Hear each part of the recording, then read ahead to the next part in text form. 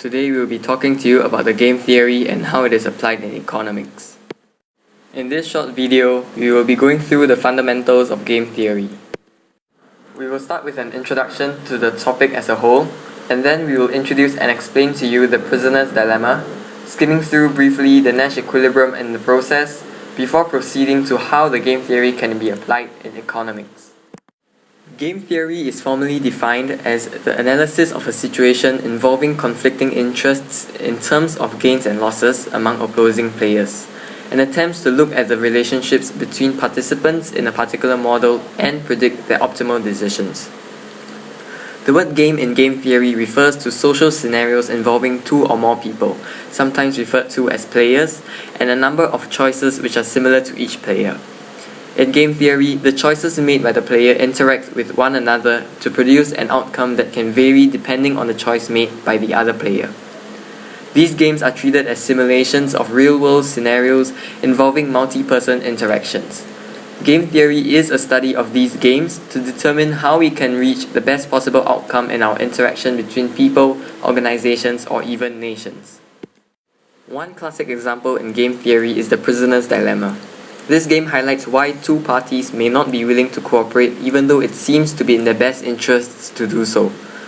Let us further explore the mechanisms of the prisoner's dilemma. Before we start, let's establish a context to work with. First, there are two criminals that are already in prison for a minor crime such as shoplifting or stealing. The police, however, suspects them to be involved in a more serious crime but do not have sufficient evidence against them. Bearing these two scenarios in mind, it forms the foundation in which the prisoner's dilemma is built up upon. So we have two prisoners. Let's call them prisoner A and B.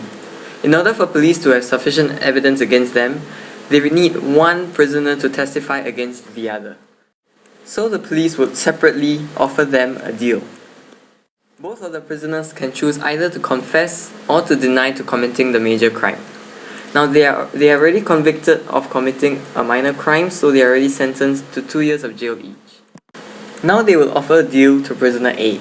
They will tell prisoner A that if he confesses to the crime and if prisoner B denies to the crime, prisoner B will spend 15 years in prison while he can get away immediately. And they will offer the same thing to prisoner B. And if both of them confesses, they will be sentenced to 5 years in prison each. So by looking at the table, if prisoner B chooses to confess, it will be in prisoner A's interest to confess as well because he gets 10 years less sentence. And if prisoner B denies, it is still in prisoner A's interest to confess because he will also get less prison sentence. Similarly, it will also be in prisoner B's interest to confess regardless of whether prisoner A confesses or denies because he gets less sentence as compared to him denying it.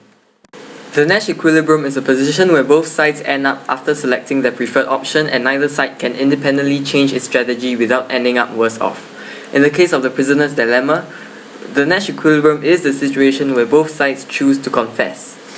Let us take a look at the applications game theory has in real-world economics. One example is the problem of protectionism versus free trade. This problem is really just another version of the prisoner's dilemma. Basically, free trade brings about the best overall outcome because countries will be able to trade without the burden of taxation. However, one side of protectionism is beneficial to the domestic economy of the protectionist country due to obvious reasons. Here we assume that we are speaking on purely economic terms and things like trust or fear of retaliation does not exist. At this point in time, I'm sure we can see the similarity of this problem to the prisoner's dilemma. Both sides will implement the rational decision of protectionism, resulting in both sides being worse off than if they had cooperated in having free trade. Every firm in a competitive market will have a goal to maximize profits. This influences the decisions that they make and can be represented using the prisoner's dilemma model. In the context of the firm, the numbers in the table represent the payoffs of the firm. Regardless of what firm A chooses to do, whether it's option D, E or F, it is in firm B's interest to choose option A because their payoff is always the maximum when they choose option A regardless of what firm A chooses to do. Likewise, in firm A's perspective, it is always in their best interest to choose option F among other options because no matter what option firm B chooses, either A, B or C, the payoffs for firm A is always the greatest when they choose option F. So in this case, firm A will always choose option F, while firm B will always choose option A, making the combination of option A and option F for firm B and A respectively to be the Nash equilibrium. To end off, we would just like to share with you a video that is somewhat humorous and encapsulates the general idea of the prisoner's dilemma. The link is as shown and can also be found in the video description. On behalf of the team, we would like to thank you for watching our video.